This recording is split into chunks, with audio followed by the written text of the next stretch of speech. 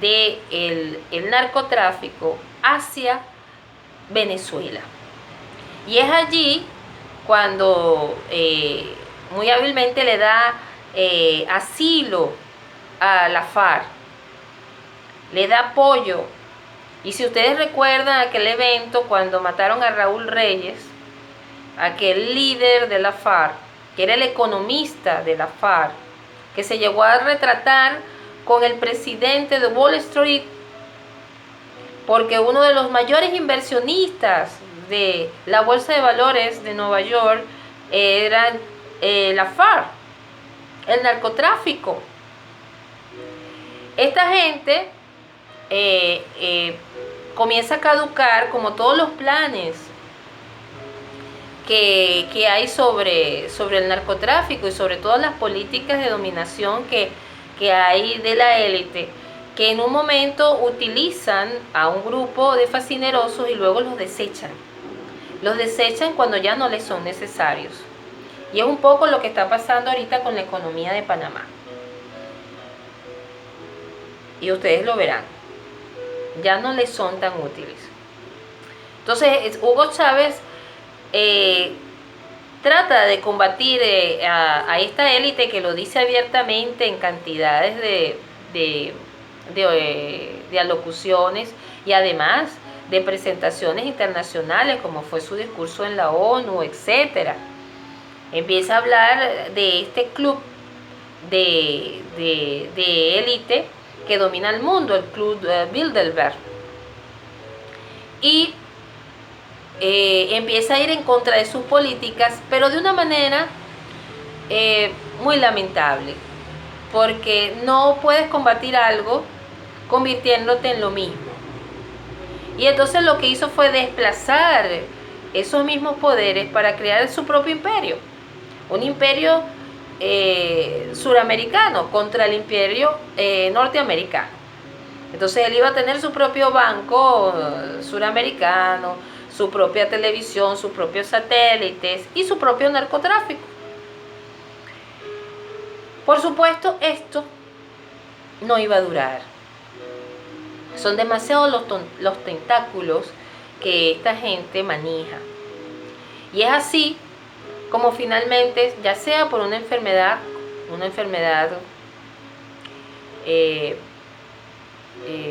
lamentable para Chávez, terminal, o tal vez inoculada desde el punto de vista tecnológico, de esa tecnología médica que se está desarrollando.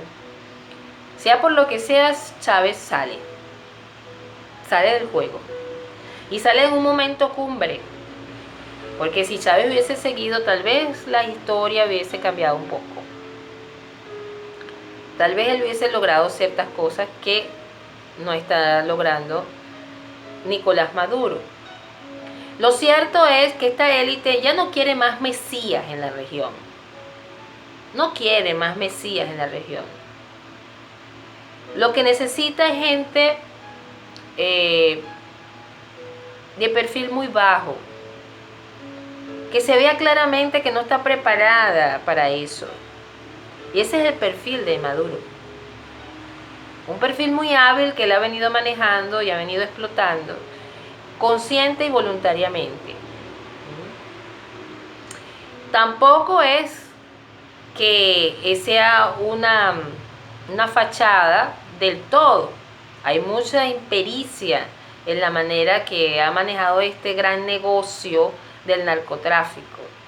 O sea, son muchos los hoyos y muchas las escaramuzas mal llevadas que los han puesto o los han dejado en total transparencia ante la opinión internacional. Ahora, ¿cuál es el propósito final del narcotráfico en el mundo?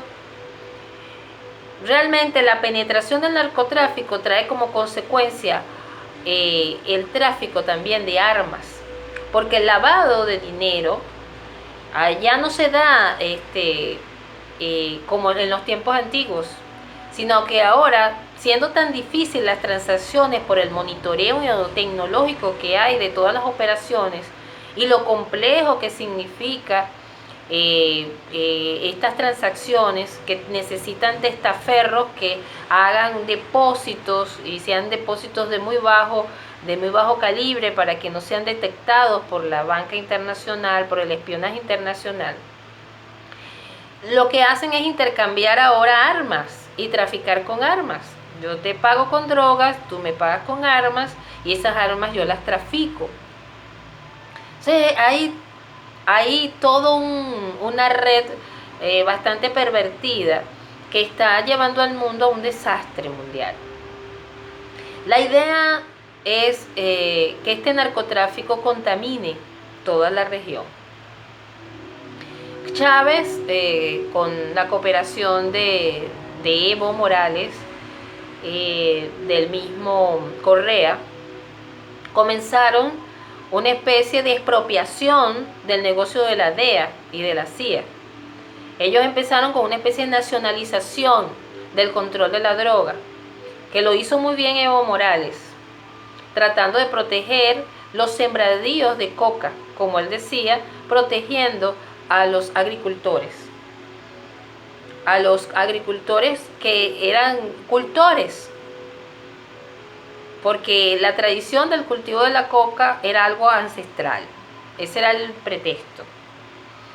Y así poco a poco se adueñaron de un pedazo de pastel de la élite, cosa que no se les iba a perdonar. Poco a poco las FARC penetraron Venezuela y se creó un gobierno paramilitar. Se creó además un grupo de pranes de las cárceles, de los llamados colectivos que dominan los barrios, y por toda la mafia criminal que va desde el pedir vacunas en casi todos los sectores comerciales y empresariales, además de penetrar el Estado, los poderes del Estado. O sea, es un proceso. El narcotráfico tiene prácticamente 3 etapas: una de filtración, de que se van metiendo poco a poco a través de la economía; después una de penetración, donde físicamente se ubican allí, y luego viene la tercera etapa, que la cumplió perfectamente Venezuela, que llegamos hasta el final, que es convertir el Estado, las instituciones, en narcoestado, en narcoinstituciones. Todo el mundo tiene las manos empapadas, teñidas con los narcóticos o el dinero que viene de los narcóticos. Esto a la larga va destruyendo un país. Prácticamente las naciones, o por donde pasa el narcotráfico en cada una de estas naciones, se deterioran. La economía se destruye. Vienen las debacles, la pobreza. Venezuela es un país con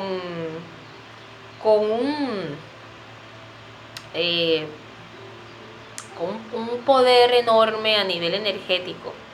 Como ya te he dicho, su ubicación física, geográfica, sus minerales, la cantidad de oro, la herencia kármica por haber sido parte de la Atlántida, esa ubicación también astronómica que recibe la energía de la galaxia, la hacen ser un útero,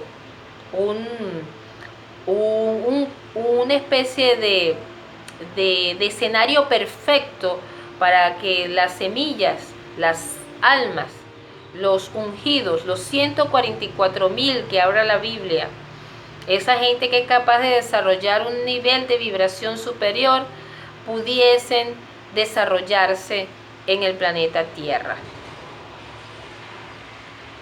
Es así como la dominación en Venezuela no solamente perturba desde el punto de vista de derechos humanos, de lo que somos como humanidad, sino también desde el punto de vista energético y espiritual para el planeta. Venezuela es un ente geográfico de mucha importancia energética para el planeta. Por eso su gente es tan alegre, por eso su gente es tan ecléctica en sus creencias, por eso su gente es tan dada al amor. Los venezolanos somos personas especiales, personas de mucha capacidad, de mucha inteligencia, pero es una inteligencia emocional, es una capacidad intrínseca a nuestra propia naturaleza.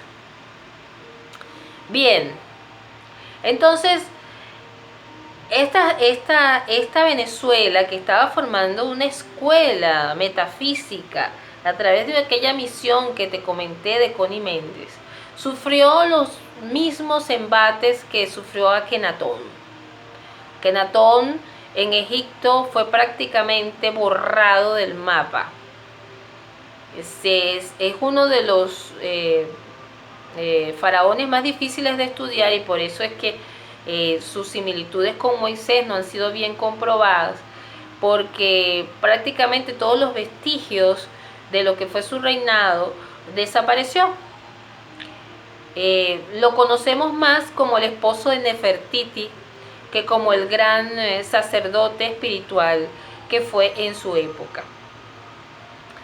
Bien, entonces este imperio que quiso crear Chávez se está viniendo abajo.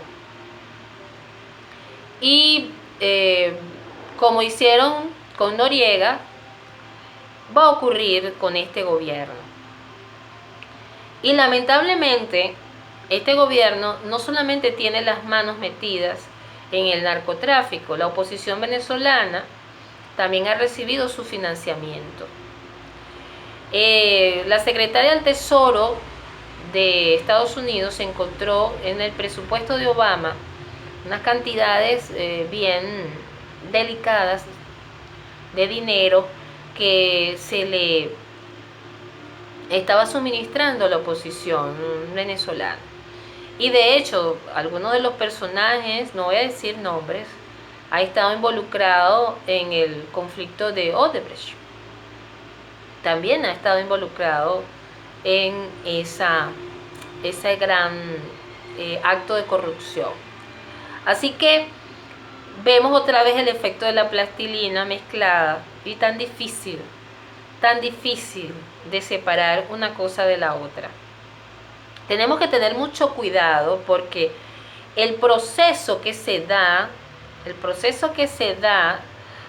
en estos países que son saturados o infiltrados por el terrorismo o por el narcotráfico, el modus operandi de la DEA y de la CIA es crear grupos, financiar grupos que vayan contra del régimen y saturar el problema, no actuar y dejar que esto crezca como un cáncer, para que el pueblo desesperado pida ayuda internacional y ellos puedan intervenir con total libertad y entonces cambiar el rumbo de los negocios para su beneficio.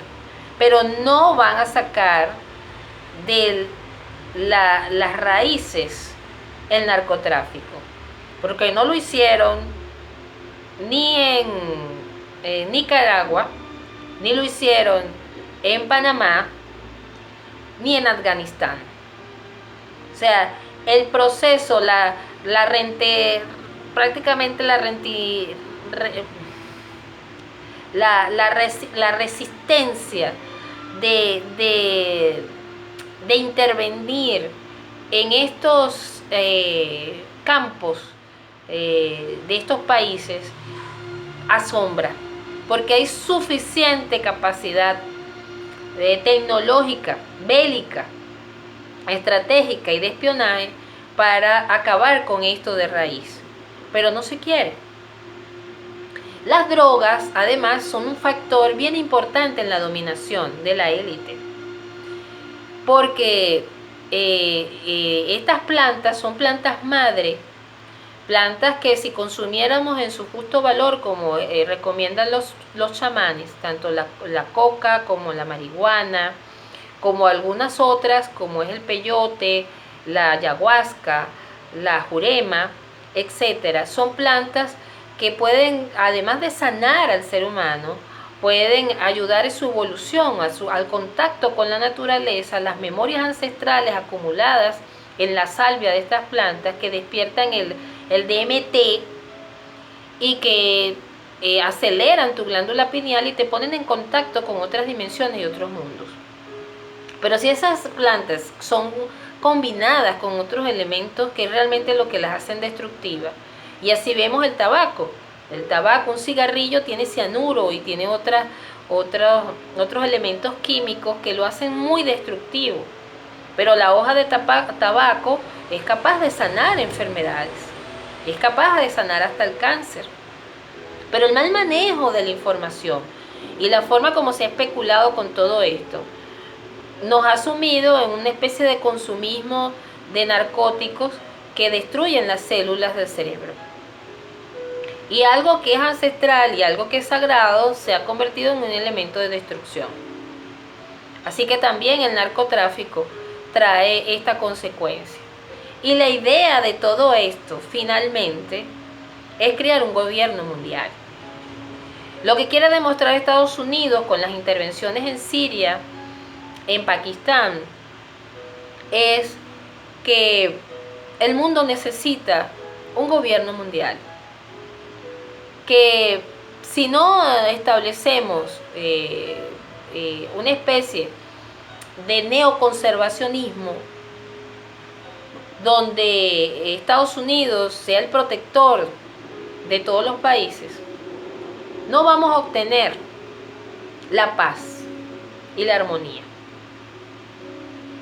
Entonces es probable que se financie algún grupo paramilitar en contra del gobierno, y hasta que se genere un conflicto y que ese conflicto dure el tiempo que ellos crean necesario para mantenernos dentro de la Matrix. ¿A quiénes escogerían para esto? A personajes que por sus características físicas y por su forma de hablar calen en la población a nivel psicológico. Y los más vulnerables para todo esto son los jóvenes. Hay una organización en Venezuela que es financiada por George Soros. George Soros es el propietario, uno de los directivos de Goldman Sachs, el banco que compró los bonos de PDVSA. Pero este señor Soros además ha destruido economías como la de Tailandia, y se dice que es el mayor, digamos, gente que lava dinero del narcotráfico. Él es judío, trabajó con Hitler contra los judíos en Hungría. Y es extraño, porque el mismo abuelo Bush, el papá de George Bush padre, fue acusado por apoyar a Hitler durante la Segunda Guerra Mundial. Entonces, el doble espionaje que esta gente ha realizado, cómo se ha infiltrado en Vietnam por el tráfico del opio, en Afganistán, con el fin último de crear su circuito de negocios. Y hoy en día, enfilando contra el eje Irán, China, Rusia. Al atacar a Siria, seguramente vamos a ver que terminaremos con un ataque a Irán. Y es allí cuando explotará el gran conflicto mundial. El conflicto del mundo árabe con el mundo de Israel. ¿En qué estatus estará Venezuela para eso? Si eso está a la vuelta de la esquina. ¿Qué pasa si Venezuela es intervenida por Estados Unidos? ¿Qué pasa con la democracia en toda Sudamérica? ¿Se quiere realmente que brille la democracia en Venezuela? ¿Qué va a prevalecer en Venezuela? De nuevo, la enantiodromia de dos ejes eternamente combatiéndose. ¿O nosotros seremos más inteligentes y seremos los verdaderos pacificadores? ¿Será que el pueblo trasciende todas estas instituciones internacionales? ¿Será que este pueblo es capaz de combatir esto no con las mismas armas que quería combatir los Chávez? Como te prometí, te he dado muchísima más información acerca de los protagonistas en pleno desarrollo de esta época, de todo el conflicto en Venezuela. Espero que todo esto haya sido de tu entero interés para que, si quieres, podamos seguir charlando sobre el tema. Para mí es un placer saludarte y besos de caramelo para todos.